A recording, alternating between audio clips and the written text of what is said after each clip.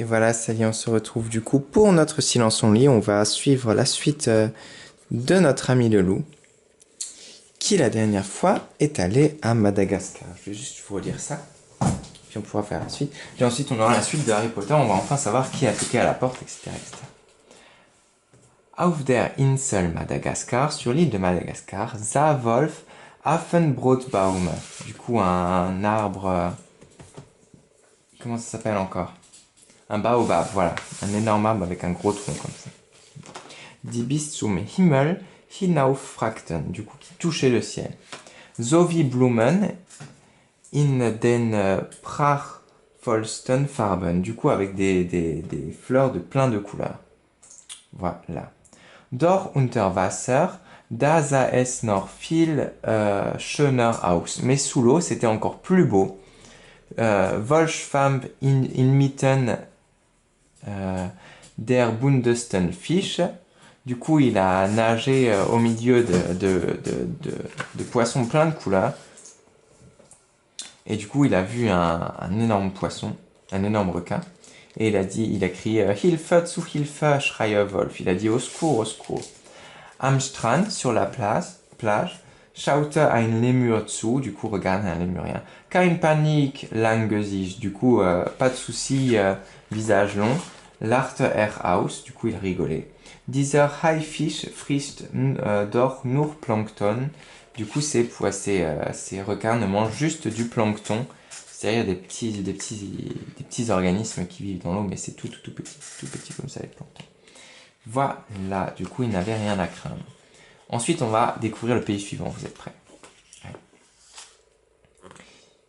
Il va donc au Népal. Essayez de trouver des mots peut-être que vous pourrez reconnaître un petit peu.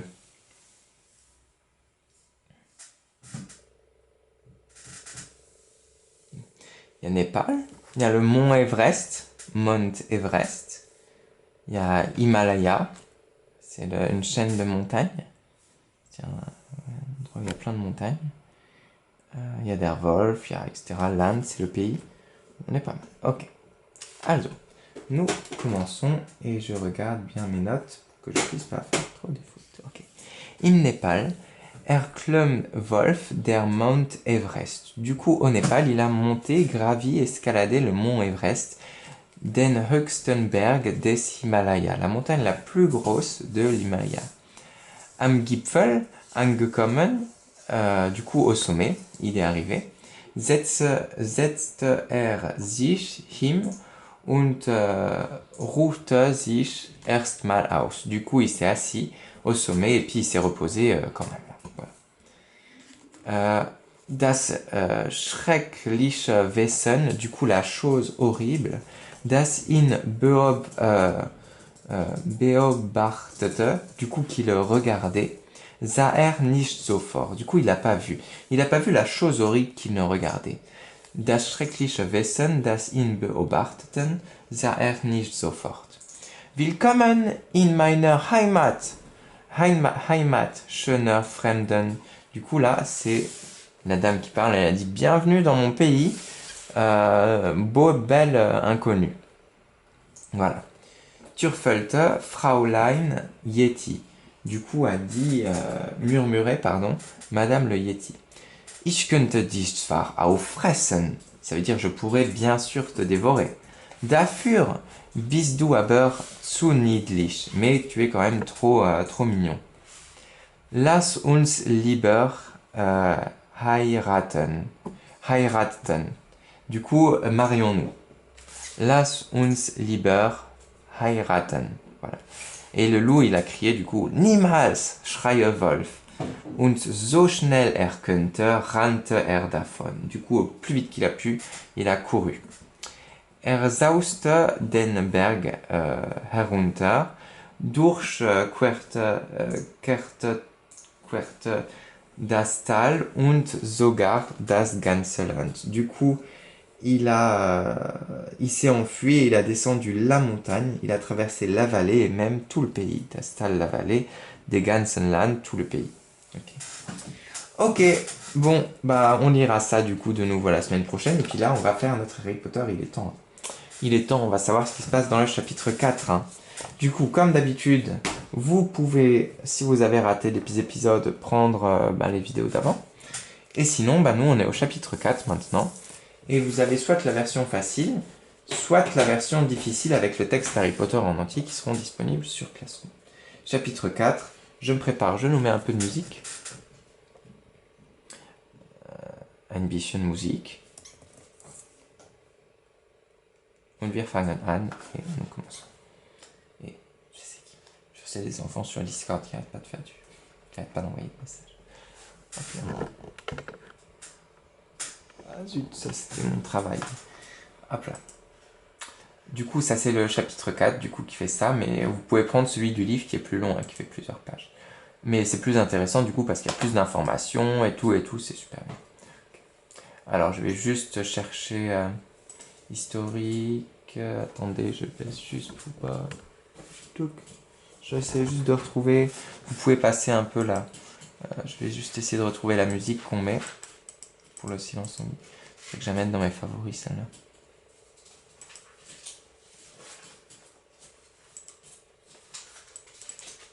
Ah ça y est, je crois qu'Internet ne veut plus travailler.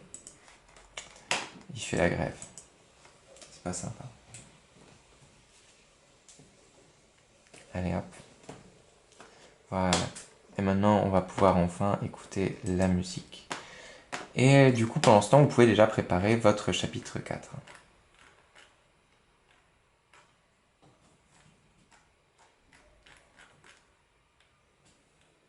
Voilà, Nuit sereine, c'était la musique là que je peux vous mettre sans souci parce que il n'y a pas de droit d'auteur. Alors. Là d'ailleurs, carrément, on va mettre une autre ambiance. Je vais essayer de trouver une autre musique, un peu de tempête. Alors, tempête, ça sera super. Trompette, trompette, non, ça c'est une attaque de magique. Je vais mettre sans droit d'auteur, voilà. Tempête, bruit ou ambiance. Bruit de pluie, super, tempête et orage, ok. Je veux juste que ce soit... Je puisse mettre... Voilà. Bruit de pluie et d'orage, parfait, c'est ce qu'il nous faut pour ce chapitre d'Harry Potter.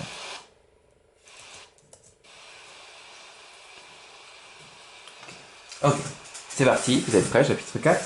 Le gardien des clés. Du coup, je vous rappelle ce qui s'est passé la dernière fois. Du coup, plus qu'une minute et ça allait être son anniversaire. 30 secondes, 20, 10, 9. Et s'il réveillait Dudley pour l'énerver, 3, 2, 1, boum boum, la cabane se mit à trembler. Harry se redressa brusquement, le regard fixé vers la porte. Dehors, quelqu'un frappait contre le panneau. Boum boum, on frappa à nouveau. Dudley se réveilla en sursaut. C'était un coup de canon demanda-t-il bêtement. Il y eut un grand bruit derrière eux, et l'oncle Venom entra dans la pièce en glissant par terre. Il tenait un fusil en main. À présent, il savait ce que contenait ce grand paquet long qu'il avait sous son bras la veille. En fait, l'oncle Vernon avait donc ramené un fusil au cas où. Qui est là cria-t-il. Je vous préviens, je suis armé. Il y a un moment de silence, puis crac. On cogna sur la porte avec tellement de force qu'elle fut arrachée de ses gonds, derrière de ce qui la tient, et tomba à plat sur le sol dans un fracas assourdissant. Un véritable géant se tenait dans l'encadrement. Son visage était presque entièrement caché par une longue crinière de cheveux emmêlés et par une grande barbe broussailleuse, c'est-à-dire qui n'est pas très bien entretenue, mais on voyait distinctement ses yeux qui brillaient comme deux scarabées noirs au milieu de ce foisonnement. Le géant se glissa à l'intérieur de la masure, c'est-à-dire dans la maison, en s'inclinant la tête pour ne pas se cogner contre le plafond. Il se pencha, ramassa la porte et la remit sans difficulté sur ses gonds. Au dehors, le vacarme de la tempête s'était un peu atténué. Il fait moins de tempête. On va faire que ça s'appelle. Voilà. Si vous aviez une tasse de thé, ce ne serait pas de refus, dit le géant. Le voyage n'a pas été facile. Il s'avança vers le canapé où Dudley était resté assis pétrifié de terreur. Bouge-toi un peu, gros tas, dit-il.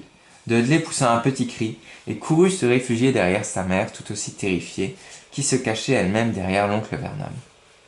Et voilà Harry, dit le géant. Harry leva la tête sous son visage hirsute et vit de petites rides apparaître sous ses yeux en forme de scarabée. Le géant souriait. La dernière fois que je t'ai vu, tu n'étais pas plus grand qu'un bébé. Tu ressemblais beaucoup à ton père, mais tu as les yeux de ta maman. L'oncle Vernon laissa s'échapper un drôle de grognement. Monsieur, j'exige que vous sortiez immédiatement, dit-il. Vous avez commis une violation de domicile, avec effraction. Ah, ça suffit, Dursley, espèce de vieux pruneau, dit le géant.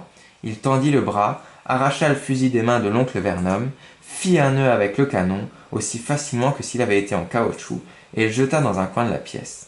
L'oncle Vernon émit à nouveau un drôle de bruit, comme une souris sur laquelle on aurait marché. Oui. Je te souhaite un bon anniversaire, Harry, dit le géant, en tournant le dos au Dursley. Je t'ai apporté quelque chose. J'ai dû m'asseoir un peu dessus pendant le voyage, mais ça doit être très bon quand même. Il tira d'une poche de son manteau noir une boîte en carton légèrement aplatie.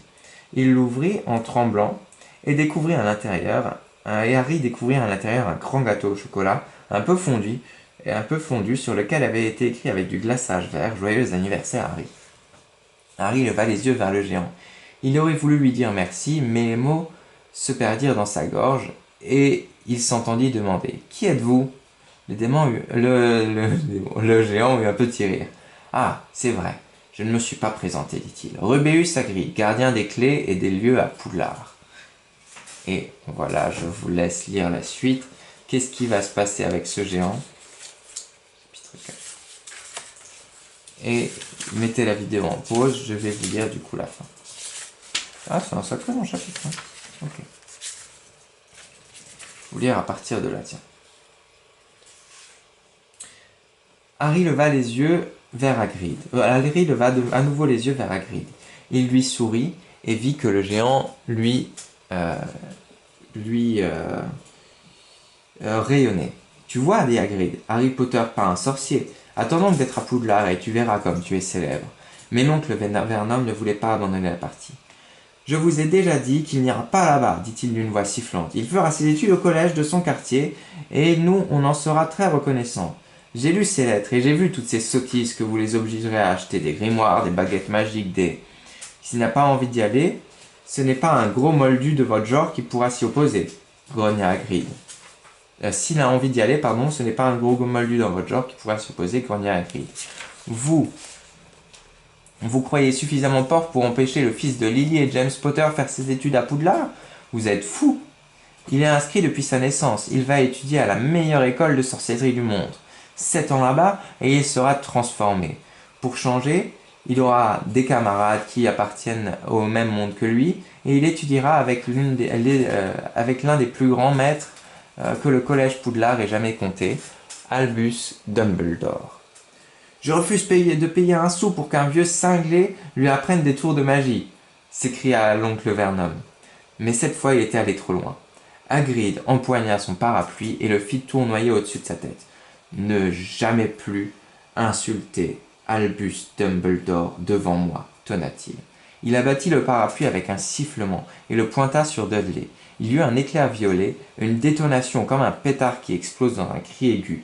Un instant plus tard, Dudley dansait sur place, en hurlant de douleur, les mains plaquées sur ses fesses. Lorsqu'il leur tourna le dos, Harry vit qu'une petite queue de cochon en tire-bouchon lui avait poussé au travers de son pantalon. L'oncle Venom laissa s'échapper un véritable rugissement. Il attrapa aussitôt Dudley et tante Pétunia et les entraîna dans l'autre pièce. Puis il jeta un dernier regard terrifié à Hagrid et claqua la porte. Hagrid regarda le parapluie en se caressant la barbe. « Je n'aurais pas dû m'énerver comme ça, dit-il d'un ton de regret. Mais de toute façon, ça n'a pas marché. Je voulais le changer en cochon, mais ça ressemble tellement déjà à un cochon qu'il n'y avait pas grand-chose de plus à faire. » N'importe quoi. Il lança un regard oblique à Hagrid, sous ses sourcils broussailleux. Si tu pouvais éviter de raconter ça à qui que ce soit à Poudlard, je t'en serais reconnaissant, dit-il. Normalement, je ne suis pas censé faire de la magie. On m'a simplement donné l'autorisation de m'en servir un peu pour te retrouver et apporter des lettres. C'est pour ça que j'étais tellement content qu'on me confie cette mission.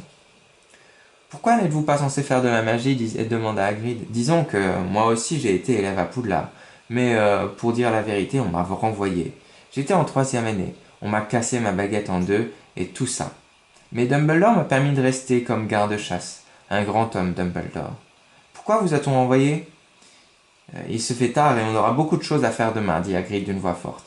Il faut qu'on aille en ville acheter des livres et tout le reste. Il ôta son grand manteau noir et le jeta à Harry. Tu n'as qu'à dormir là-dessus, dit-il. Ne t'inquiète pas, s'il remue un peu, il doit y avoir 1 ou 2 loirs dans les poches. 1 ou 2 loirs, c'est des animaux.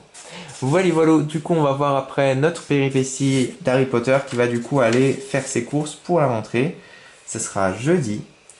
Et voilà, je vous souhaite à tous de passer une très bonne soirée, reposez-vous bien et à jeudi pour d'autres aventures, passez un très bon mercredi.